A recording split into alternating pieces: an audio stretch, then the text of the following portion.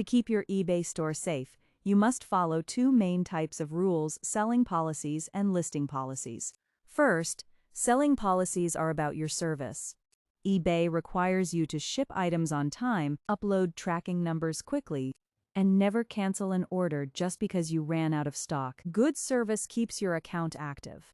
Second, listing policies are about your product pages. You cannot use photos or text that belong to other brands. Doing this will get you a VeRO strike and get your item removed. Also, your title and description must match the exact item you're selling. Do not use misleading keywords to get views. I know these rules can be confusing and you have many questions.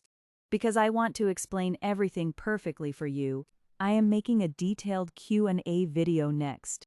In that video, I will use my own voice to explain these policies step by step and answer your doubts.